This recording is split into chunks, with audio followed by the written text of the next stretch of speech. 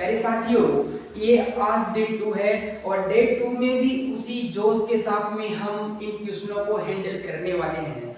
आप सब जानते हैं कि जिस तरीके से क्वेश्चन डिलीवर होता है उसके साथ में उस चैप्टर को भी हम पढ़ते हैं। यानी कि मान लीजिए कि ये जो क्वेश्चन है वो किसी चैप्टर का है तो उस चैप्टर को भी हम पढ़ेंगे इस क्वेश्चन करने के बाद में। क्यों? क्योंकि मान लीजिए कि जब भी इससे आगे क्या क्वेश्चन आ सकता है वो चीजें सब हम नेक्स्ट टॉपिक में पढ़ते हैं। प्यारे साथियों, ये जो सीरीज है इसमें जो क्वेश्चनों का जो कलेक्शन किया गया है वो वाकई में एग्जाम को देखते हुए ही किया गया है। ऐसे नहीं कि इसमें हर एक कोई क्वेश्चन ऐसे ही डाला गया है। प्यारे साथियों, यहाँ पे जो भी क्वेश्चन होगा एग्जाम के हिसाब से वो बहुत ज्यादा महत्वपूर्ण होने वाला है। अब शुरू करते हैं प्यारे साथियों फर्स्ट क्वेश्चन। प्यारे साथियों, पहले क्वेश्चन में बोला जा रहा है कि अगर ABC समांतर श्रेणी में है तो 3 की पावर A, 3 की पावर B और 3 की पावर C किस श्रेणी में होंगी? प्यारे साथियों, हम मैथ के अंदर 3 श्रेणियां पढ़ते हैं और 3 श्रेणियों में हम पढ़ते हैं कि मान लीजिए कि कोई 3 संख्या इस क्रम में है तो अगर वह AP होगी तो क्या कंडीशन रहेगी, अगर मान लीजिए कि समांतर श्रेणी रही तो क्या कंडीशन रहेगी, अगर मान लेते हैं GP रहेगी तो क्या कंडीशन रहेगी, और मान लेते हैं कि प्यारे साथियों HP रहेगी तो क्या कंडीशन रहेगी। ये बहुत एक अच्छा मोटो हो जाता है, बहुत अच्छा कलेक्शन हो जाता है। अगर कोई भी 3 नंबर इस क्रम में हो ABC तो अगर AP होगी तो प्यारे साथियों जो बीच वाली जो टर्म है वो उन दो डबल क्या हो जाएगा, दूसरी टर्मों का योग के बराबर हो जाएंगे। अगर ABC AP में है तो प्यारे साथियों शर्त ये रहेगी कि जो B है उसका 2 गुना A प्लस C के बराबर होगा। अगर GP में है ये प्यारे साथियों तो अवश्य में जो B का स्क्वायर है वो कहीं ना कहीं A के C के मल्टीप्लाई के बराबर होगा। अगर बात करें H की तो प्यारे साथियों जो B होगा वो यहाँ पे 2AC upon A plus C होगा। यानी कि अगर 3 नंबर एक क्रम में है तो वो कौन सी श्रेणी बढ़ेंगे, AP रहेगा तो ये कंडीशन फॉलो होगी, GP रहेगा तो ये कंडीशन फॉलो रहेगी और HP रहेगा तो ये कंडीशन फॉलो रहेगी। प्यारे साथियों, अगर ये तीनों ही फॉलो नहीं करती है तो वह कुछ और ही श्रेणी होती है जो हमारे टॉपिक में नहीं है। हाँ, जैसे मैं कहूँ 3 9 5 3, ये किसमें है? ये इन तीनों की ही क्या नहीं करेगी प्यारे साथियों, है ना, तीनों को ही कंडीशन फॉलो नहीं करेगी। तो ये जो है वो बेसिकली इनमें से कोई सी भी नहीं है। तो इन प्रकार की श्रेणियों को हम श्रेणी नहीं कहते, इनको श्रेणी कहते हैं। क्या कहते हैं? श्रेणी कहते हैं। प्यारे साथियों, अब इनको हम समझते हैं। जिस प्रकार हमें बोला गया था कि ABC समांतर श्रेणी में है तो इसकी कंडीशन क्या होगी, तो हम लिख देंगे कि भाई 2B बराबर A प्लस C होगा। तो पूछ रहा है ये प्यारे साथियों।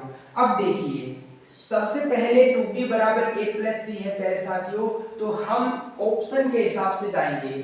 क्या ये इसके इक्वल है? तो देखते हैं। तो इसका 2 का मल्टीप्लाई करते हैं 3 की पावर B बराबर 3 की पावर A प्लस का 3 की पावर C। प्यारे साथियों 3 ये 2 हो गया और 2 इंटू 3 की पावर B बराबर, जब भी आधार समान होते हैं प्यारे साथियों, जब भी आधार समान होते हैं ना तो घाते जुड़ती है, लेकिन इस कंडीशन में नहीं जुड़ती। जब प्लस माइनस ऐसे रहे तब नहीं जुड़ती है। मल्टीप्लाई में हो या डिवाइड में हो तब घातों को क्या कर सकते हैं, जोड़ सकते हैं, घटा सकते हैं, लेकिन इस कंडीशन में नहीं होगी। तो यानी कि ये इसके इक्वल कभी नहीं होगा। तो अल्टीमेट हम देखें ऑप्शन ए के हिसाब से क्या नहीं होगा, AP नहीं होगा। दूसरा ऑप्शन है GP। तो अब देखिए ये कंडीशन क्या ये फॉलो करेगी, तो देखते हैं प्यारे साथियों। तो हम कह सकते हैं इसका B ये रहा, ये रहा, ये C रहा। अगर इसको ABC माने प्यारे साथियों तो यहाँ पे B का स्क्वायर यानी कि 3 की पावर B का होल स्क्वायर बराबर होना चाहिए 3 की पावर A और प्यारे साथियों मल्टीप्लाई में 3 की पावर C। ये क्या हो गया प्यारे साथियों, 3 की पावर 2B हो गया, क्योंकि पावर पावर मल्टीप्लाई हो जाती है और 3 की बेस जब समान हो मल्टीप्लाई में हो तो घातें जुड़ जाती है। तो A प्लस C याद रहे प्यारे साथियों, A की पावर m इंटू A की पावर m, ये घातें जुड़ जाएगी, है ना, ये घातें जुड़ जाएगी। अगर मान लीजिए A की पावर m अपॉन में A की पावर m रहता तो इसको इसको ऊपर लेके जाते तो ये घात क्या हो जाती है, नेगेटिव हो जाती, तो a की पावर माइनस का m, और जब इनको जोड़ेंगे तो प्यारे साथियों a की पावर n माइनस m हो जाएगा। थोड़ा ये आपको आना चाहिए, जब ये घातें तब जुड़ती है जब बेस समान रहता है, अगर बेस समान ही रहता है तब घातें नहीं जुड़ती है। 3 की पावर a प्लस 3 की power b not equal to 3 की पावर a प्लस b, ये प्यारे साथियों ये नहीं जुड़ेगा, याद कर लेना है ना। अब समझते हैं ये हो गया। अब देखिए ये तो समान है, ये तो क्या है, बेस तो समान है। अब पावर देखो, पावर क्या है, 2b बराबर a प्लस c, जब बेस समान है तो इसका मतलब उसकी पावर भी है, वो भी क्या होगी, 2b बराबर a प्लस c को फॉलो करेगी। तो इसका मतलब हो गया प्यारे साथियों कि 2b ये इसके इक्वल है, तो बेस तो समान है तो इन दोनों को भी इक्वल होना पड़ेगा, पावर इक्वल होगी तभी तो ये समान होगा, क्योंकि बेस तो समान है, अल्टीमेटम पावर भी इक्वल होनी चाहिए।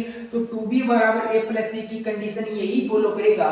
इसका मतलब अल्टीमेटम हमारा जो आंसर होगा वो जीपी होगा। क्या होगा, जीपी होगा, गुणोत्तर श्रेणी होगा प्यारे साथियों। तो अल्टीमेटम हमारा आंसर बी ऑप्शन हो जाएगा। तो इस तरीके से आप इन क्वेश्चनों को कर सकते हो या मान रख रख के भी चेक कर सकते हो। कैसे करोगे, तो मान लीजिए कि अगर a को मैं 1 मानूं, b को अगर 2 मानूं, c को अगर 3 मानूं, तो इनको भी यहाँ पे रखिए, है ना, 3 इंटू 3 की पावर 9, और उसके बाद में प्यारे साथियों c कर देंगे तो 3 की पावर c का मतलब हो गया प्यारे साथियों 27। ये किसमें है, आप सब जानते हैं, जीपी का मतलब होता है a2 बराबर a1 और a3 बराबर a2।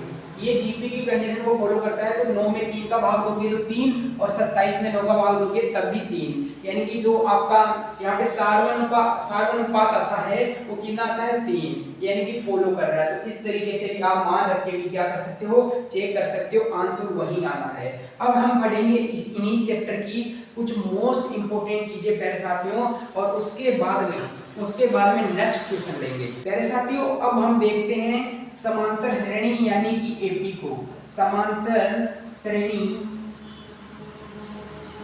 अरिथमेटिक प्रोग्रेशन को हम देखते हैं प्यारे साथियों। अरिथमेटिक प्रोग्रेशन का जो नंबर हम डिनोट करते हैं, कौन सा नंबर, वो हम tn से डिनोट करते हैं। किससे करते हैं, tn से। और किसी भी एपी का एनवा जो टर्म निकालने के लिए प्यारे साथियों फॉर्मूला होता है a plus n minus 1 into D.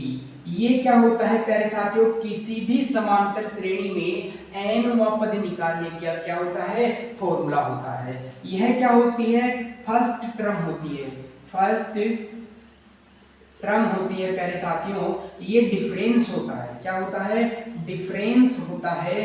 बात करें सार्वय अंतर होता है, क्या होता है, सार्वय अंतर होता है प्यारे साथियों। देखिए ये कौन सा नंबर निकाल रहे हैं, वो होता है। अब देखिए मान लीजिए कि अंत से मुझे किसी समांतर श्रेणी में अंत से मुझे पीवा पद निकालना है। कौन सा पद, अंत से पीवा पद अगर निकालना है तो वो बन जाता है n माइनस पी प्लस का 1वां पद बन जाता है, वहां पद बन जाता है। शुरू से वही पद n माइनस पी प्लस 1वां पद बन जाता है। अंत से अगर पीवा पद निकालना है प्यारे साथियों, तो शुरू से आप n माइनस पी प्लस 1वां पद निकालो, वही अंत से nवां पद बन जाएगा। तो ये जो पद होता है n माइनस पी प्लस 1 प्यारे साथियों, ये a प्लस का n माइनस क्या होता है, n माइनस, अब ये पद निकालना है तो n की वैल्यू ये आ गई प्यारे साथियों, तो ये हो गया n minus P into D हो गया प्यारे साथियों। ये हमारा अंत से क्या हो जाता है, पीवा पद हो जाता है। अंत से पीवा पद यही होता है प्यारे साथियों। अब हम ये लिख दिया, n की जगह अब क्या है प्यारे साथियों, n की जगह ये है, तो n की जगह ये लिखा इस फॉर्मूले n माइनस पी प्लस 1, और फिर माइनस का एक भी तो करना था, तो माइनस एक किया, तो ये कट गया, अल्टीमेटम n माइनस पी बचा, जो n की वैल्यू यहाँ पे हो गई और मल्टीप्लाई में डी होगी। आपके समझ में आ गया होगा। तो अंत से पीवा पद निकालना हो तो ये होता है। मान लीजिए कि n पदों का योग निकालना हो, जब बात समांतर श्रेणी की हो रही हो, तो n/2 इंटू प्यारे साथियों 2a प्लस का n माइनस 1 इंटू डी, ये होता है। लेकिन मान लीजिए कि आपको अंत वाला पद भी दे दिया जाए, अंतिम पद भी दे दें, अंतिम पद भी दे दें और शुरू वाली टर्म भी दे दें, शुरू वाला पद भी दे दे, शुरू वाला पद प्यारे साथियों, तब आप डायरेक्ट इसका n पदों का योग निकाल सकते हैं, n/2 × a प्लस का n। ये डायरेक्ट आप याद कर लीजिए। कुछ टर्म है, कुछ रेगुलेशन है जिनको आपको याद कर लेना है। तो एपी के अंदर आपको इतना ही याद करना है। मान लीजिए कि एपी के पदों का योग दिया गया है। अगर आपको प्यारे साथियों, अगर आपको एपी के 5 पद दिए गए हैं, 5 पद दिए गए हैं, 5 पद दिए गए हैं, तो आप कैसे मानोगे? दिए गए हैं तो पहला पद मान लीजिए कि आप ए मान सकते हो, फिर दूसरा ए प्लस का डी, ए प्लस का 2d, ए प्लस का 3d और ए प्लस का 4d, ये 5 पद आप मान सकते हो। लेकिन ये जब 5 पद दिए गए हैं तब माना, जब 5 पदों का योग, 5 पदों का योग, या मान लीजिए कि 3 पदों वाला ही दे दूं, 3 पदों का योग दे दी, 3 पदों का योग दे दे प्यारे साथियों, तो कुछ इस तरीके से आपको उसको तोड़ना पड़ेगा पदों को, ताकि जोड़े तो एक ही टर्म में बचे, या तो ए बचे या डी बचे। इसलिए इस कंडीशन में आपको क्या मान लेना है प्यारे साथियों? a minus D, A plus D. अगर इनका योग करेंगे तो प्यारे साथियों आपका क्या आ जाएगा? 3a आ जाएगा। तो आपको इस तरीके से मानना है। अगर मान लीजिए कि 5 पदों का योग दे, एपी के अंदर 5 पदों का योग दे, तो आप वो 5 पद कौन से मानोगे? 5 से मानोगे। देखिए एपी के अंदर इनका सार्वंतर समान है, इसलिए आप ये 3 पद मान सकते हो, जिससे आपकी जो इनका योग आएगा वो एक ही टर्म में आएगा और एक पद आप निकालोगे तो फिर आप किसी दूसरे वेरिएबल को भी क्या कर सकते हो? निकाल सकते हो। 5 पदों का योग दे दे प्यारे साथियों, तो आप यहाँ पे कर देना a माइनस का 2d, a माइनस का d और प्यारे साथियों a प्लस का d और a प्लस का 2d। इस तरीके से आप 5 पदों वाले करेंगे, 5 पदों का योग ये कर सकते हो। लेकिन जब 5 पद दे, योग नहीं दे, पद ही दे, तब ये मानना, और योग वाले दे तो इस तरीके के मानना ताकि कट जाए और आपका आंसर क्या आ जाए? एक ही टर्म में आ जाए, जिससे आगे की कैलकुलेशन क्या हो जाए प्यारे साथियों? इजी हो जाए। अब हम पढ़ते हैं प्यारे साथियों जीपी पढ़ते हैं। क्या पढ़ते हैं?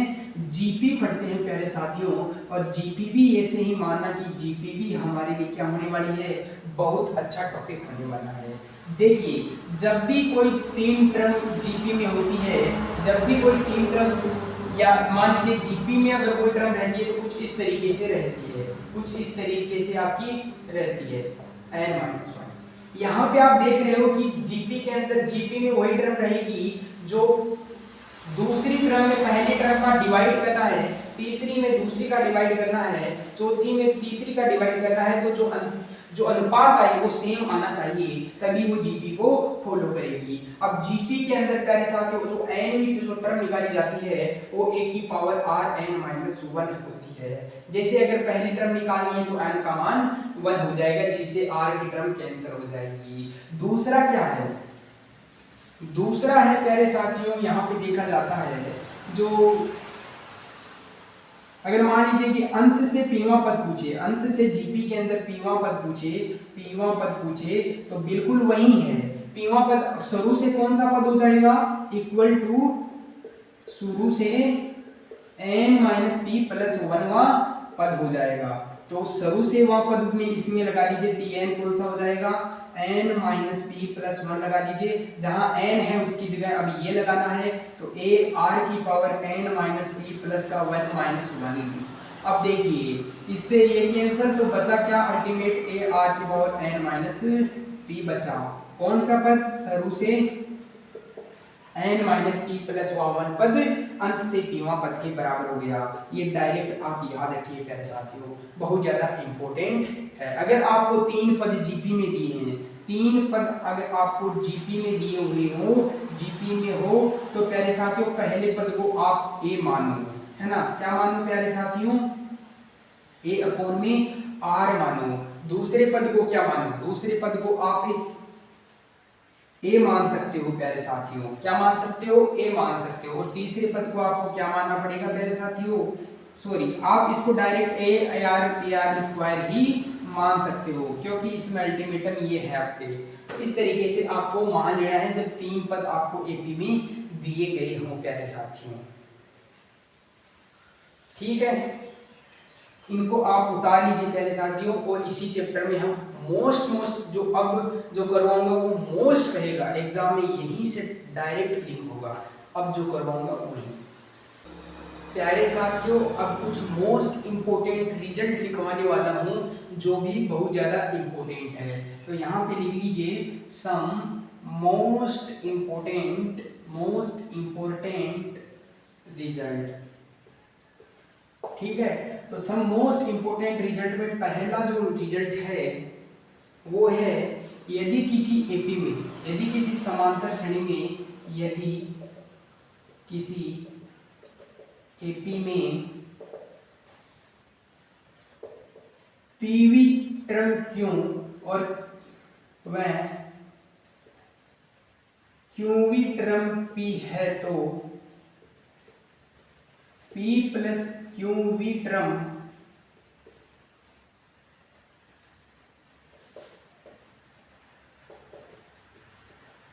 जीरो होगी। और मान लीजिए कि पूछ ले कि आरवी टर्म क्या होगी, आरवी टर्म क्या होगी, तो इस कंडीशन में जो आरवी जो टर्म है वो क्या होगी, आरवी टर्म वो प्यारे साथियों हो जाएगी आपकी P plus Q minus RV. अगर दूसरा टॉपिक पूछे, मान लीजिए कि पीवें पद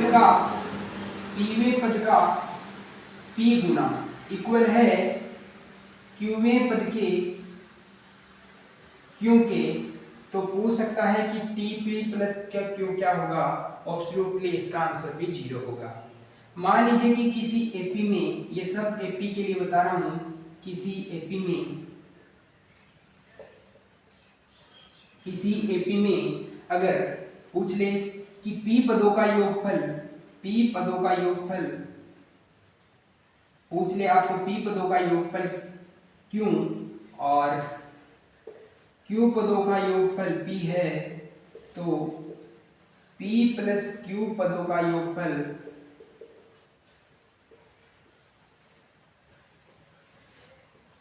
क्या हो जाएगा प्यारे साथियों, माइनस का पी प्लस का क्यू। ठीक है, माइनस का पी प्लस का क्यू हो जाएगा, ये थोड़ा सा याद करना है। अगर मान लीजिए कि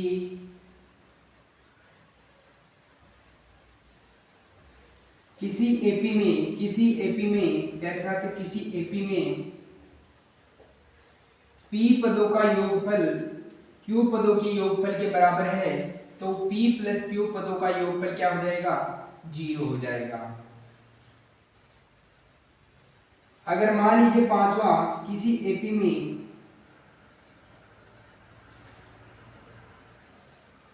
पीवी टर्म 1 में क्यू तथा क्यूवी टर्म 1 में पी हो, तो पूछता है प्यारे साथियों पी क्यूवी टर्म क्या होगी, 1 होगी। और अगर पूछ ले पी क्यूवी टर्म का सम क्या होगा, तो जो सम होगा प्यारे साथियों वो होगा पी क्यू प्लस 1/2। ये पांचों के पांचों जो फॉर्मूले हैं प्यारे साथियों बहुत ज्यादा इंपॉर्टेंट होने वाले हैं, तो इनको रिमेंबर कर लेना। क्वेश्चन में कैसे भी दे सकता है कि मान लीजिए कि पीवा पद यहाँ पे 5 टर्म 4 के बराबर, 4 टर्म 5 के बराबर, और उसके उल्टी 9वीं टर्म क्या होगी, 0 होगी। तो इस तरीके से कुछ भी एग्जाम्पल पूछे जा सकते हैं। 1000 एग्जाम्पल में नहीं कराता, एक चीज से मैं 1000 चीजें आपकी करवा देता हूँ, और आपको भी 1000 एग्जाम्पल करने की जरूरत नहीं है। एक चीज को बैठाओ, उसी को रिमाइंड रखो, बाकी अपने आप हो जाएगा। बस थोड़ी प्रैक्टिस करते रहो ताकि जो कि हमारी स्पीड है वो मेंटेन रहे कर साथियों, क्योंकि एक बड़ा फैक्टर रहता है एग्जाम में स्पीड का। तो अब हम चलते हैं प्यारे साथियों नेक्स्ट क्वेश्चन में। साथियों ये जो क्वेश्चन है वो भी बहुत ज्यादा अच्छा है और एग्जाम लेवल क्वेश्चन है। The minimum value of 3 sec square theta plus 12 cos square theta is equal to. इसके प्यारे साथियों ये जो क्वेश्चन है वो भी बहुत अच्छा क्वेश्चन है एग्जाम के हिसाब से, और मोस्ट इम्पोर्टेंट ये भी क्वेश्चन रहने वाला है। The minimum value of 3 sec square theta plus 12 cos square theta is equal होगी।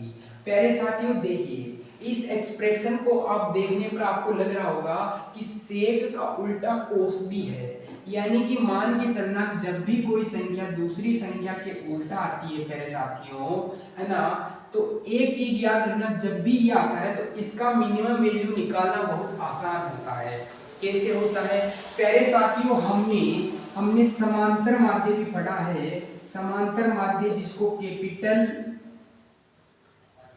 कैपिटल ए से डिनोट किया जाता है। और हमने प्यारे साथियों गुणोत्तर माध्य भी पढ़ा है, गुणोत्तर माध्य भी पढ़ा है प्यारे साथियों, जिसको किससे डिनोट किया जाता है, जिसको कैपिटल जी से डिनोट किया जाता है। और हमने प्यारे साथियों हार्मोनिक माध्य भी पढ़ा है। यानी कि हमेशा याद रखना समांतर माध्य हमेशा बड़ा या बराबर होगा गुणोत्तर माध्य के, और सबसे जो छोटा है वो हरात्मक माध्य होगा। यानी कि मैं कह सकता हूँ ए सबसे बड़ा या बराबर होगा जी के, और जी बड़ा या बराबर होगा हार्मोनिक मीन के। तो कुछ इस तरीके से ये हो सकता है प्यारे साथियों, यानी कि समांतर माध्य सबसे बड़ा होता है। अब देखिए, अब समझना ये है कि यहाँ से एक फॉर्मूला भी आता है कि गुणोत्तर माध्य का स्क्वायर जो है वो समांतर माध्य मल्टीप्लाई में ऋणात्मक माध्य भी होता है। दोनों चीजें इंपॉर्टेंट है। अब इस फॉर्मूले से इसको सोल्व करेंगे प्यारे साथियों, जब भी a प्लस का 1/a है तो हमको पता है कि इसका समांतर माध्य बड़ा या बराबर होगा गुणोत्तर माध्य का। तो अब देखिए इसका जो समांतर माध्य क्या होगा, a प्लस का 1/a टोटल कितनी संख्या है 2, और बराबर होगा जी। गुणोत्तर माध्य की अगर बात करें तो गुणोत्तर माध्य होता है रूट ab, तो रूट के अंदर a इंटू 1/a। अब देखिए है ना, अब इसको करते हैं तो a प्लस का 1/a इक्वल्स टू, ये कट के 1 हो गया, रूट के अंदर बाहर 1 आ जाएगा तो ये इधर 2 से उधर चला जाएगा। यानी कि इसकी मैक्सिमम वैल्यू तो कुछ भी हो सकती है, लेकिन मिनिमम वैल्यू प्यारे साथियों इसकी 2 होगी। यानी कि 2 से ये बड़ा ही होगा या 2 भी हो सकती है। अब जब भी इस तरीके का एक्सप्रेशन लिखे, जैसे अगर a sin स्क्वायर थीटा प्यारे साथियों प्लस का b cos स्क्वायर थीटा, तो इसका भी सबसे पहले हम क्या करेंगे प्यारे साथियों, समांतर माध्य ले लेंगे। तो समांतर माध्य में a sin स्क्वायर थीटा हो जाएगा प्लस का b cos स्क्वायर थीटा हो जाएगा डिवाइड बाई 2 हो जाएगा, और ये बड़ा या बराबर रहेगा किसके, गुणोत्तर माध्य के। और गुणोत्तर माध्य क्या हो जाएगा, a sin square theta into b cosec. प्यारे साथियों यहाँ पे आप करना कोसेक, है ना, ये दूसरा एक्सप्रेशन है कोसेक स्क्वायर थीटा, समझ में आया। तो sine square theta 1 upon cosec square theta होता है, इससे ये कैंसिल, तो कितना बचा रूट ab, और इधर क्या है a sine square theta plus का b कोसेक स्क्वायर थीटा प्यारे साथियों, और जो 2 बचा है उसको उधर भेज देंगे।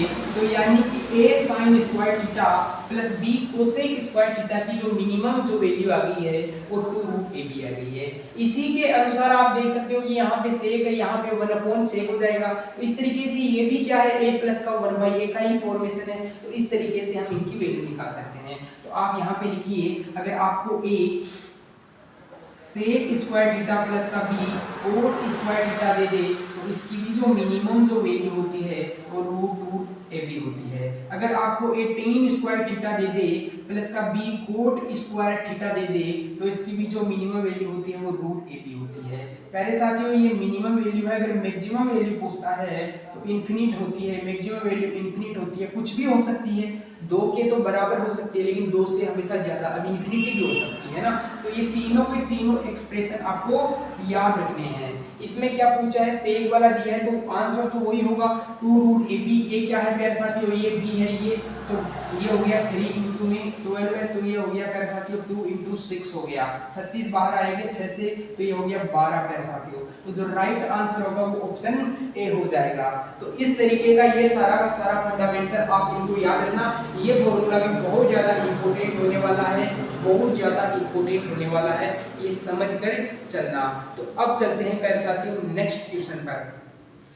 तो साथियों ये जो क्वेश्चन है वो अल्टीमेटम हम तब कर पाएंगे जब हमें इसका कॉन्सेप्ट आएगा, और कॉन्सेप्ट से एक तीर से दो कॉन्सेप्ट का हम यहाँ पे निशाना करने वाले हैं, क्योंकि या तो इस तरीके से क्वेश्चन पूछता है उसी कॉन्सेप्ट से, या दूसरे टाइप का क्वेश्चन पूछता है।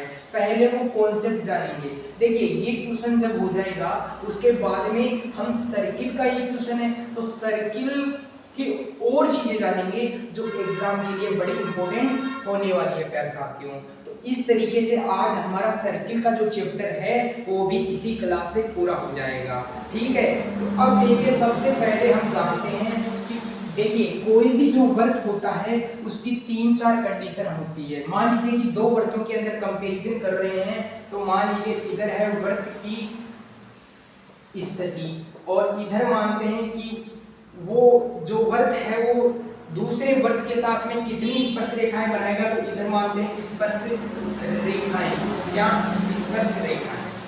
अब यहाँ पे हम बनाएंगे पहले साथियों, यहाँ पर मैं लिख देता हूँ वर्त की स्थिति, और यहाँ पे है प्यारे साथियों उत्तर। मान लेते हैं कि हमारा क्या उत्तर आएगा या क्या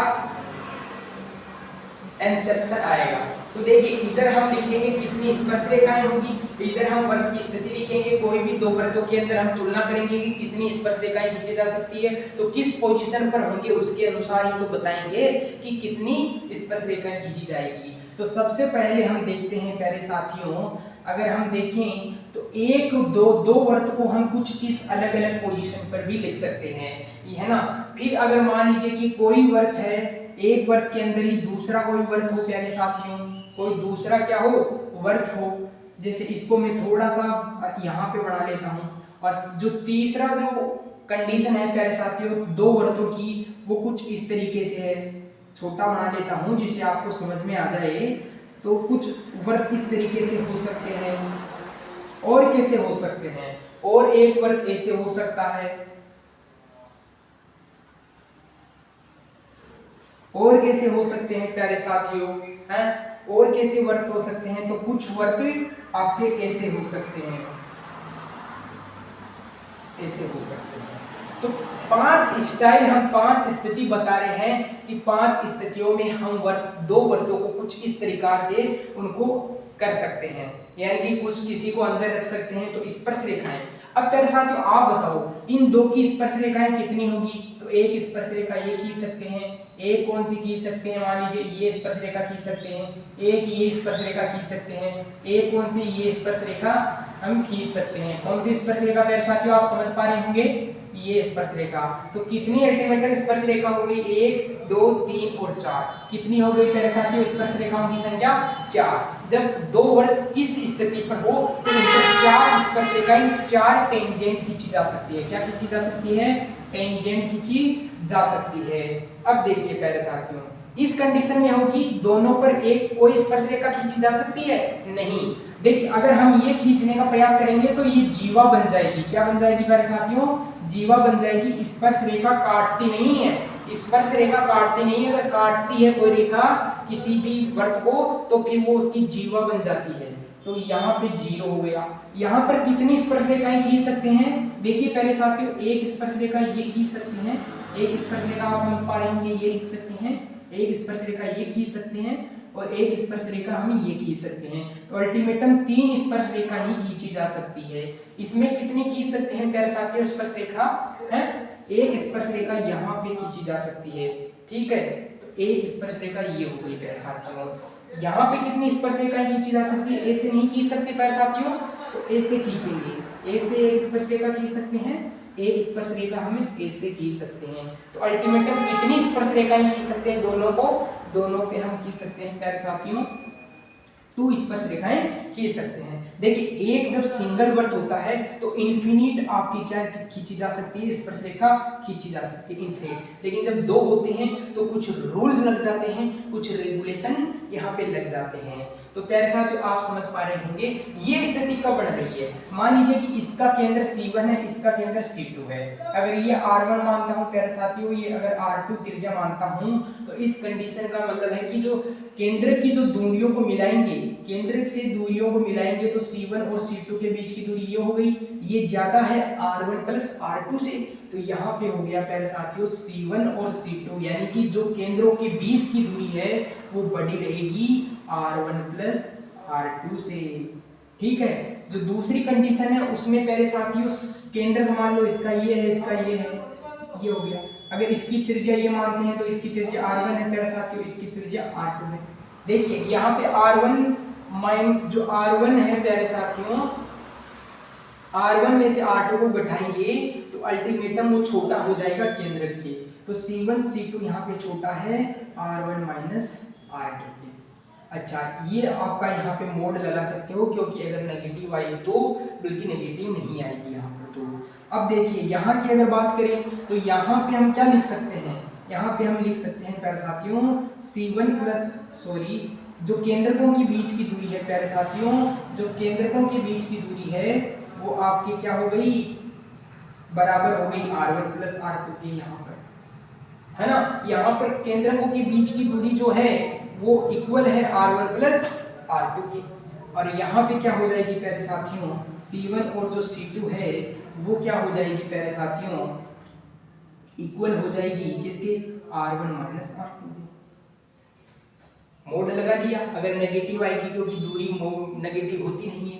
अब प्यारे साथियों ये इसका है ना, इसके अंदर कर रहे हैं, और ये किसके अंदर, ये इसकी प्यारे साथियों, ये इसकी और ये इसकी। आप इसमें समझ पा रहे होंगे कि इनकी जो त्रिज्याएं हैं R1 को जोड़ो और R2 को जोड़ो तो ये C1 और C2 के इक्वली है ना भाई। यहाँ से यहाँ तक अगर आप जा रहे हो तो कहीं ना कहीं R1 प्लस R2 यानी कि C1 और C2 के बीच की दूरी के बराबर है, केंद्रकों के बीच की दूरी के बराबर है। यहाँ पे आप देख सकते हो जो C1 और जो C2 है वो किसके बराबर है, R1 और R1 माइनस R2 के बराबर है। ये अगर R प्यारे साथियों अगर ये R1 है आपकी तो यहाँ से यहाँ तक R2 है और ये C1 है तो प्यारे साथियों ये C2 है ना।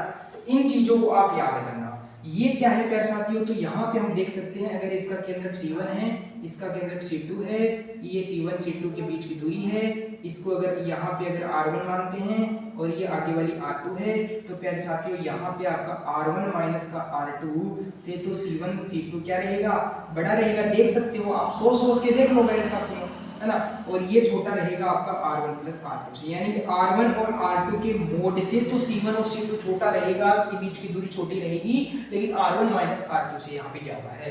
तो ये आपको आनी चाहिए। अगर इस कंडीशन बन रही तो 4 कितनी टेंजेंट खींची जा सकती है, 0, यहाँ पे 3 टेंजेंट, यहाँ पे 1 टेंजेंट और यहाँ पे आपकी 2 टेंजेंट खींची जा सकती है।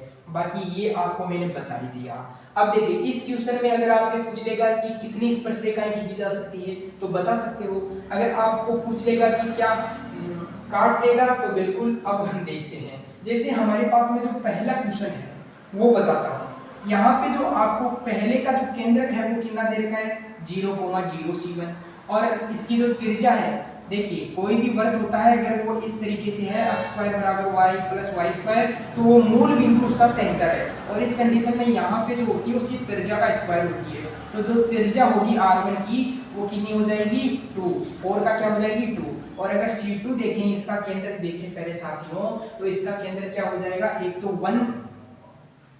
1 हो जाएगा पहले साथियों, और उसके बाद में क्या हो जाएगा आपका 2, इसका केंद्रक हो जाएगा, केंद्रक 1,2, और इसकी जो त्रिज्या है वो निकाल लेते हैं। तो जब यहाँ पे करते हैं एक बार x स्क्वायर प्लस का 1 प्लस माइनस का 2x प्लस का y स्क्वायर प्यारे साथियों प्लस का 4 और माइनस का प्यारे साथियों 4y और बराबर आपका 4 ही है। 4 से 4 अल्टीमेटिंग कट गया, उसके बाद में x स्क्वायर बचा, y स्क्वायर बचा, माइनस का 2x बचा, माइनस का 4y बचा, और क्या बचा प्यारे साथियों 1 बचा। क्या बचा, 1 ही तो बचा, हाँ प्यारे साथियों। अब इसका जो त्रिज्या निकालोगे तो इसकी जो त्रिज्या होगी यानी कि R2 जो होगी प्यारे साथियों वो क्या होती है, g स्क्वायर होती है प्लस का f स्क्वायर होती है माइनस का c होती है। तो g का स्क्वायर कितना आया प्यारे साथियों, 1 प्लस का 4 माइनस का 1। तो अल्टीमेटम यहाँ पे कितनी आ रही है इसकी त्रिज्या, आप बोलेंगे जी इसकी जो त्रिज्या आ रही है प्यारे साथियों अगर मैं बताऊं आपको तो 1 का स्क्वायर 1 प्लस का 4 का स्क्वायर 4 माइनस का c यहाँ पे एक ही है। तो अल्टीमेटम इसकी जो त्रिज्या आ रही है वो प्यारे साथियों आपके क्या आ रही है, √2 आ रही है। कितनी आ रही है, 4 माइनस 2 आ रही है प्यारे साथियों। कितनी आ रही है इसकी भी त्रिज्या? इसकी भी त्रिज्या प्यारे साथियों क्या आ रही है? 2 आ रही है ना। इसकी त्रिज्या क्या आ रही है प्यारे साथियों? 2 आ रही है। देखो अब स्क्वायर प्लस का 1 माइनस का 2x प्लस का y स्क्वायर प्लस का 4 माइनस का 4y बराबर 4। अब स्क्वायर प्लस y स्क्वायर, 4 से 4 कट गया, माइनस का 2x माइनस का 4y प्लस का 1 बराबर 0। तो यहाँ से जो त्रिज्या होती है वो g स्क्वायर प्लस का f स्क्वायर माइनस का c होती है, यानी कि 1 प्लस का 4 और माइनस का प्यारे साथियों आपका हो जाता है माइनस का 1, यानी कि आपका आ गया 4। ये फिर जो त्रिज्या आई है वो आई है 2। अब देखिए प्यारे साथियों, अगर मैं यहाँ पे C1 और C2 के बीच की दूरी निकालूंगा तो कितना आ जाएगा? x1 माइनस का x2 का whole square plus y1 minus y2 का होल स्क्वायर का रूट, तो रूट 5 हो गया यहाँ से। और जो r1 माइनस का जो r2 है प्यारे साथियों वो कितनी आ गई है आपकी?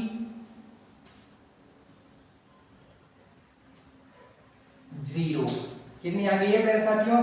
0। और r1 प्लस का जो r2 है प्यारे साथियों वो कितना हो गया है? r1 जो प्लस का r2 है प्यारे साथियों वो 4 हो गया है। तो अल्टीमेटम अगर हम इसको देखें, कंपेयर करें, तो r1 माइनस का जो r2 है प्यारे साथियों वो छोटा है, और C1 और जो C2 है प्यारे साथियों वो छोटा है किससे? R1 प्लस R2 से। ये कंडीशन बन रही है। देखिए यहाँ पे 0 बड़ा है √5 इससे, और ये इससे भी बड़ा है किससे? 4 से छोटा है। तो ये कंडीशन बन रही है, तो इसमें हो जाएंगे प्यारे साथियों आपके। इस कंडीशन में हम देखेंगे ये कंडीशन लग गई, और इस कंडीशन में प्यारे साथियों प्रतिच्छेदी बिंदु कितने होते हैं? 2 वास्तविक प्रतिच्छेदी बिंदु होते हैं। यहाँ पे ऑप्शन में देखिए आप, मैं इनको मिटा देता हूँ अब। तो यहाँ पे जब ऑप्शन में देखेंगे प्यारे साथियों, तो जब ऑप्शन में देखेंगे तो 2 बिंदुओं पर काटता है, यानी कि 4 हो गया। तो एक के अंदर क्या हो गया प्यारे साथियों? 4 हो गया। तो इसका अंदर 4 हो गया। अगर पूछ ले कि इस कितनी स्पर्शरेखाएं खींच सकता है, तो 2 बिंदुओं को काटता है, तो प्यारे साथियों 2 स्पर्शरेखाएं आप खींच सकते हो। तो ए हमने कर लिया। जैसे अगर हम ऑप्शन पर जाएंगे तो एक के अंदर 4 आएगा, यानी कि ये एलिमिनेशन गलत हो गया, ये गलत हो गया, आपका ये गलत हो गया। अब बचे 2। अब आगे की देखिए, बी ऑप्शन को उठाते हैं, तो बी ऑप्शन के जो सेंटर देखते हैं प्यारे साथियों वो क्या है? एक तो 0 है, क्या है? 0 है, और उसके बाद में क्या है प्यारे साथियों? 1 है। क्या है प्यारे साथियों? 0,1 है। अगर इसकी त्रिज्या निकालते हैं प्यारे साथियों तो कुछ इस तरीके से करना पड़ेगा। इसको पहले सोल्व करना पड़ेगा। 1 प्लस का y स्क्वायर माइनस का 2y बराबर 9 दे रखा है प्यारे साथियों। तो अब यहाँ से हो जाएगा x square plus y square minus का 2y माइनस का 8 हो जाएगा बराबर 0। तो यहाँ से जो आएगा प्यारे साथियों अल्टीमेटम जो करके आएगा वो 1 प्लस का 8 यानी कि 3। तो इसकी जो त्रिज्या हो जाएगी प्यारे साथियों वो 3 हो जाएगी। कितनी हो जाएगी? आप बोलेंगे जी इसकी जो त्रिज्या है प्यारे साथियों वो कितनी हो जाएगी? 3 हो जाएगी। अच्छा, अगर इसकी बात करें तो इसका जो C2 है, ये C2 का जो केंद्र होगा वो क्या हो गया प्यारे साथियों? 1,0 हो जाएगा। और अगर इसकी जो त्रिज्या निकालेंगे तो x स्क्वायर प्लस का 1 माइनस का 2x प्लस का y स्क्वायर बराबर 25 हो गया। इधर आएगा तो क्या हो जाएगा? माइनस का 25 हो जाए 24 हो जाएगा, और ये हो जाएगा 1 माइनस का 24 हो जाएगा, माइनस से माइनस प्लस हो जाएंगे प्यारे साथियों। तो इसकी जो त्रिज्या आ जाएगी वो 5 आ जाएगी। क्या आ जाएगी? 5 आ जाएगी। तो इसकी त्रिज्या भी आप लिख लीजिए, इसकी त्रिज्या भी कितनी आ रही है प्यारे साथियों? 5 आ रही है। क्या आ रही है? इसकी त्रिज्या भी 5 आ रही है। तो अब इसमें हमें देखना पड़ेगा कि जो C1 और जो C2 की जो डिस्टेंस है वो कैसे निकालेंगे। तो x1 माइनस का x2 का होल स्क्वायर प्लस का प्यारे साथियों y1 माइनस का y2 का होल स्क्वायर से निकाल रहा हूं मैं सभी। इसलिए इसकी जो C1 और जो C2 की जो वैल्यू होगी वो क्या हो जाएगी? 1 प्लस का 1 यानी कि √2 हो जाएगी। तो C1 की वैल्यू और C2 की जो डिस्टेंस है वो इससे निकालिए, इन दोनों से इस फॉर्मूला लगा के, तो √2 आ रही है। बाकी R1 3 थी, R2 4। अब देखिए R1 प्लस का R2 निकालना पड़ेगा, तो ये 3 प्लस का 5 क्या हो जाएगा प्यारे साथियों? 8 हो जाएगा। और R1 माइनस का R2 निकालूंगा तो प्यारे साथियों ये माइनस का, तो यानी कि mod 2 लगा देंगे, है ना। और अगर C1 और C2 की देखिए प्यारे डिस्टेंस तो √2 थी। अब यहाँ पर ये देखना है कि जो C1 और C2 की वैल्यू √2 है प्यारे साथियों। अब इसमें आप कंपेयर करो, कंपेयर करने का मतलब है कि R1 और R2, C1 और जो C2 है प्यारे साथियों, इसकी तो वैल्यू छोटी आई है किससे, R1 माइनस R2 से ही इसकी तो वैल्यू छोटी आई है। तो जब इसकी वैल्यू छोटी आई है, इसका मतलब अल्टीमेटली क्या हो गया, अल्टीमेटली क्या हो गया, काटते हैं, नहीं काटते, काटते ही नहीं है। तो इसका मतलब जब इसकी कंडीशन ये आई तो हम मान सकते हैं कि जब इसी को काट ही नहीं रहा है तो कहने का जो मतलब है वो क्या हो गया है आपका। और यहाँ पे हम कह सकते हैं कि जो C1 और C2 है उसकी वैल्यू छोटी ही आई है, किससे, C1 और जो C2 है उसकी वैल्यू R-1 यानी कि अंतर जो त्रिज्या है, रेडियस है, उनके अंतर से भी क्या आई है, छोटी ही आई है। तो एब्सोल्युटली जब छोटी आती है तब हम क्या लगाते हैं, इस तरीके से दो वृत्तों को मानते हैं, यानी कि इनकी जो स्पर्शरेखा है वो 0 है, ये दूसरे को काट नहीं रही हैं, तो बी के अंदर प्यारे साथियों नहीं काटते हैं, 3 नंबर का ऑप्शन आ जाएगा। तो ए के अंदर 4 नंबर का ऑप्शन, बी के अंदर 3 नंबर का option, option A is the right answer. आगे आप देखिए खुद करना, ये 2 क्वेश्चन आप खुद करना, ऐसे ही हो जाएंगे। जब आप 2 क्वेश्चन खुद करोगे तो आपकी जो प्रैक्टिस है वो वास्तव में उस लेवल की हो जाएगी जिससे आपको समझना है। यहाँ पे मैं कर दूंगा तो आप सोचेंगे मुझे आ गया, लेकिन जब एग्जाम में बैठेंगे तो पेन ही नहीं चलेगा मेरे साथ में। इसलिए ये 2 क्वेश्चन आप करना है ना, ऐसे ही करना है। जैसे उत्तर तो आ गया इसका, ये होगा, आपको पता चल गया कि सी के अंदर 1 होगा, अंत स्पर्श करेंगे, और डी के अंदर ये होगा। तो मैं सी का और बता देता हूँ, चलो सी का मैं और बता देता हूँ प्यारे साथियों, फिर डी आप खुद कर लेना, है ना, डी आप खुद कर लेना। देखिए सी ये है तो इसका केंद्र क्या हो गया, 0,0 हो गया C1, और इसकी जो डिस्टेंस है वो r² इधर दे रखा है तो r हो गई 5। और इसकी अगर देखें, इसका जो सेंटर हो गया C2 वो कितना हो गया प्यारे साथियों, 0,-4 हो गया। और जो इसकी डिस्टेंस जो त्रिज्या हो गई प्यारे साथियों वो क्या हो गई आपकी, 4 का स्क्वायर 16 माइनस का 15, यानी कि प्यारे साथियों इसकी जो रेडियस आई है वो 1 हो गई है। अब यहाँ पे देखिए, अगर मैं यहाँ पे R1 प्लस का R2 करता हूँ तो ये 6 हो जाता है, 5 और 1 6 हो जाता है। और जब केंद्रकों के बीच की दूरी निकालता हूँ प्यारे साथियों तो कहीं ना कहीं 4 ही देखने को मिलता है, क्योंकि केंद्र की इनकी और इनके बीच की दूरी निकालूंगा तो 0 - 0 का होल स्क्वायर 0 प्लस का 4 माइनस का होल स्क्वायर 4, यानी कि 4 बाहर आ जाए। यहाँ पे अगर देखिए तो प्यारे साथियों C1 और C2 कितना आ गया, 4 आ गया है, क्योंकि यहाँ पे C1 और C2 की ये देखो यहाँ की डिस्टेंस निकाली है, तो ये C1 और C2 की जो डिस्टेंस है वो कितनी आई है, 4 आ गई है। तो यहाँ पे हम देख सकते हैं प्यारे साथियों कि R1 यहाँ पे 5 था और R2 ये था। अगर मैं देखूं प्यारे साथियों R1 माइनस का R2 क्या होगा, तो 5 माइनस का 1 यानी कि 4 हो जाएगा। क्या हो जाएगा, 5 माइनस का 1 4 हो जाएगा, जो कि C1 और C2 के क्या है प्यारे साथियों, इक्वल है। यानी कि C1 C2 इक्वल है R1 प्लस का R2 के। ये जब कंडीशन बनेगी तो हमारा आंसर हो जाएगा। तो हमारा आंसर यहाँ पे हम देख सकते हैं प्यारे साथियों, अगर C1 और C2 यहाँ पे देखिए, ये देखिए, ये जब इक्वल होते हैं तो प्यारे साथियों वो अपने आप को क्या करते हैं, स्पर्श करते हैं, अंतः स्पर्श करते हैं। और प्यारे साथियों यहाँ पे अगर बात की जाएगी तो हम कह सकते हैं कि यहाँ पे अंतर वाली ये कंडीशन है प्यारे साथियों, तो ये अंतर स्पर्श करते हैं, बाह्य स्पर्श नहीं करते हैं। याद करना ये अंतर है प्यारे साथियों, यहाँ पे मैंने अंतर लिया है, अंतर 4 आया है, इसलिए R1 माइनस R2 क्या करते हैं, बाह्य स्पर्श नहीं करते हैं प्यारे साथियों, ये अंतर स्पर्श करते हैं। देखिए यहाँ पे अंतर स्पर्श कर रहा है, ये बाह्य स्पर्श कर रहा है, तो ये नहीं है, क्योंकि R1 प्लस R2 तो 6 है, वो C1 C2 के कैसे इक्वल होगा, क्योंकि R1 माइनस R2 4 है, तो अंतर क्या है, बराबर है केंद्रकों के बीच की दूरी के। तो यहाँ पे ये अंतर स्पर्श कर जाएंगे तो C के अंदर भी क्या हो जाएगा प्यारे साथियों, C के अंदर अंतर स्पर्श यानी कि 1 हो जाएगा। अब देखिए C के अंदर 1 हो गया तो D के अंदर 2, यानी कि जो D है उसके अंदर बाह्य स्पर्श करते होंगे। तो आप ये D है ना, आपको उत्तर तो पता है कि बाह्य स्पर्श करते हैं, लेकिन आप भी कुछ मेहनत करके प्यारे साथियों इसका आंसर जरूर निकालना, क्योंकि ये आपके लिए बहुत अच्छा होगा प्यारे साथियों, आपकी मेहनत को बुस्टअप मिल जाएगा। देखिए होता क्या है कि जब भी हम करते हैं ना प्यारे साथियों, जब भी हम प्रैक्टिस करते हैं तो कुछ क्वेश्चनों को हम छोड़ देते हैं, ताकि हम ये सोचते हैं कि हमारे समझ में आ गया, लेकिन जब एग्जाम में बैठते हैं तो कैलकुलेशन नहीं हो पाती है प्यारे साथियों। तो आप है ना इस डी ऑप्शन को आप जरूर करना। इसके अंदर ऑप्शन तो कौन सा होगा, 2 नंबर का होगा, लेकिन आप इसको जरूर करना।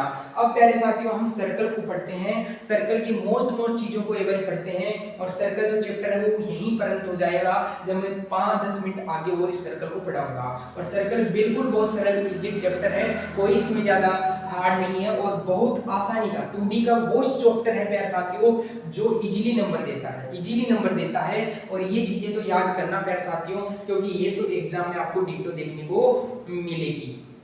आपका सर्कल चैप्टर पूरा का पूरा पढ़ते हैं।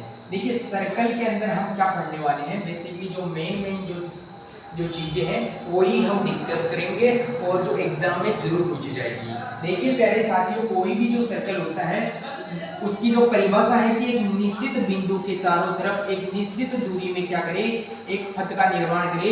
दिस इज द सर्कल होता है साथ, ये आपका सर्कल है, यानी कि एक निश्चित बिंदु है, वहां से इसकी जो हमने पथ खींचा वहां तक सेम डिस्टेंस है, यानी कि ये भी आ रही हुई, ये भी आपकी आ रही हुई, ये भी आ रही हुई। जो आर है प्यारे साथियों इसी को रेडियस कहा जाता है किसी भी सर्कल की, इसी को हिंदी में बोलते हैं प्यारे साथियों त्रिज्या बोलते हैं। जो यहाँ पे एक निश्चित जो बिंदु है उसको सेंटर बोला जाता है और उसको सी से दर्शाया जाता है, हिंदी में इसी को बोलते हैं प्यारे साथियों केंद्र बोलते हैं। और मान लीजिए कि इसका जो केंद्र है वो a, b है, जो 2D ज्योमेट्री के अंदर हम देखते हैं। देखिए प्यारे साथियों, अगर हमें इस सर्किल की अगर इक्वेशन लिखनी है तो इसकी इक्वेशन होती है प्यारे साथियों x माइनस a का whole square plus y minus b का whole square equals to r का स्क्वायर। यहाँ पे जो r है बेसिकली प्यारे साथियों इसकी रेडियस होती है, यानी कि किसी भी सर्कल को अगर इस फॉर्म में लिखा जाएगा तो जो अचर पथ दूसरी डायरेक्शन में रहेगा वो क्या रहेगा, उसका स्क्वायर त्रिज्या का स्क्वायर रहेगा। अब प्यारे साथियों हम ये देखते हैं कि ये आपका क्या है a, b इसका सेंटर हो जाता है, यानी कि जो अक्ष एक्सिस पर जो इसका शीर्ष जो सेंटर होगा केंद्र होगा वो a होगा और b होगा।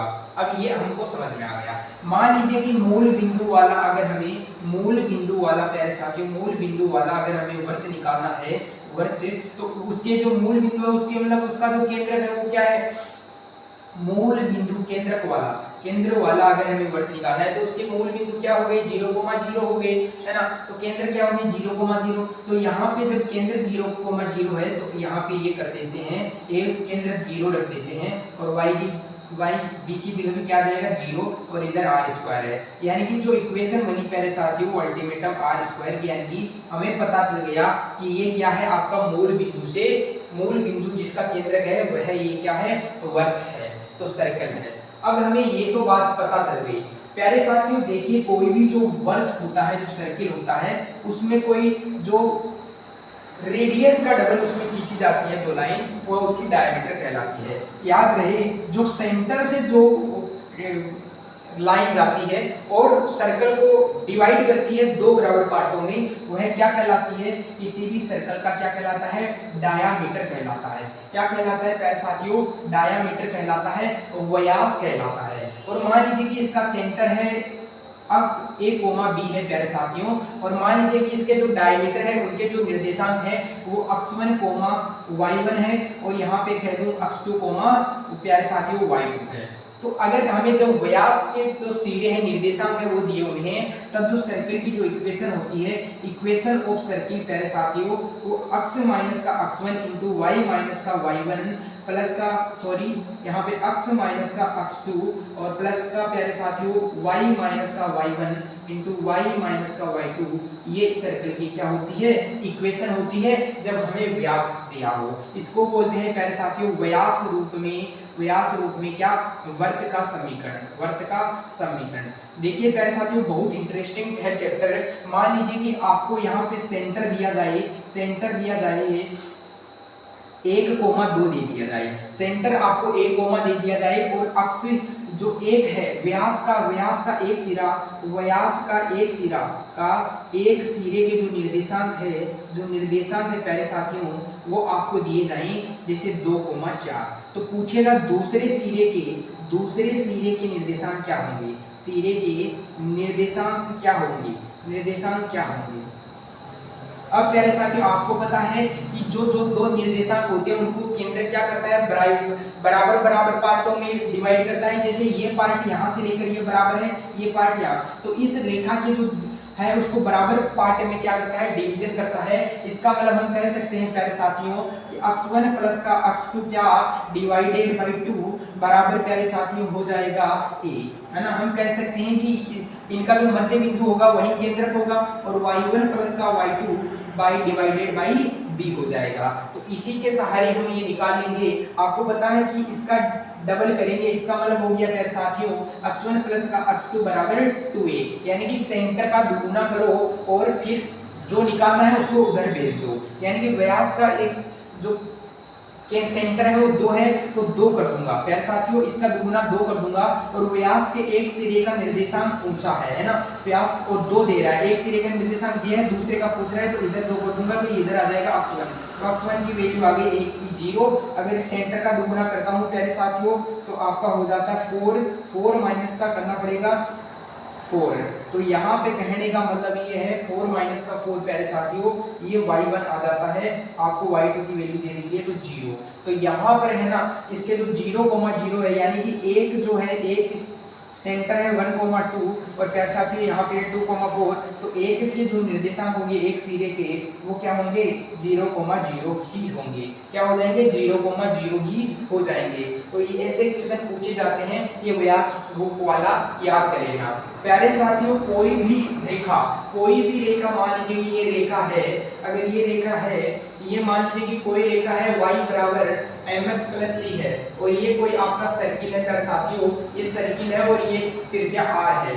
इस सर्किल की अगर बात करें प्यारे साथियों, ये सर्किल है आपका x स्क्वायर प्लस का y स्क्वायर बराबर r स्क्वायर। अगर इसको क्या करती है प्यारे साथियों स्पर्श करती है, कोई भी स्पर्श रेखा x square plus y square बराबर r स्क्वायर, बात की जाए प्यारे साथियों y बराबर mx रेखा इसको स्पर्श करती है, तो स्पर्श का क्या लगता है, स्पर्श की शर्त लगती है, स्पर्शता की क्या लगती है प्यारे साथियों, स्पर्शता की एक शर्त लगती है, अगर c स्क्वायर बराबर a स्क्वायर इनटू 1 प्लस का m स्क्वायर होगा, अगर ये इसको क्या करती है प्यारे साथियों, अगर इसको क्या करती है यहाँ पे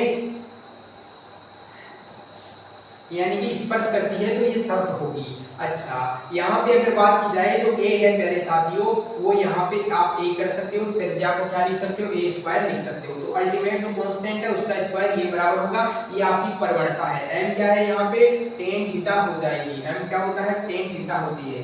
तो अल्टीमेट हमने ये सर्कल के बारे में जाना। अब देखिए प्यारे साथियों जो सर्किल होता है उसके अंदर ये 3 चीजें ही बड़ी इंपॉर्टेंट होती है, एक व्यास रूप भी आप देख लेना, एक ये देख लेना, एक ये देख लेना। कोई भी अगर मान लो x माइनस का 5 का होल स्क्वायर प्लस 4 माइनस 3 का whole square sorry y minus 3 का होल स्क्वायर बराबर 26, तो आप अल्टीमेट इसमें क्या देख पा रहे हो, ये क्या है, इसकी अगर त्रिज्या पूछूंगा तो रूट 13 हो जाएगी, सेंटर अगर पूछूंगा प्यारे साथियों तो 5 कोमा और यहाँ पे 3 हो जाएगा। तो साइन चेंज यहाँ पे जो है प्यारे साथियों उसका साइन चेंज करके ही यहाँ पे लिख दिया जाता है, तो ये सेंटर हो गया।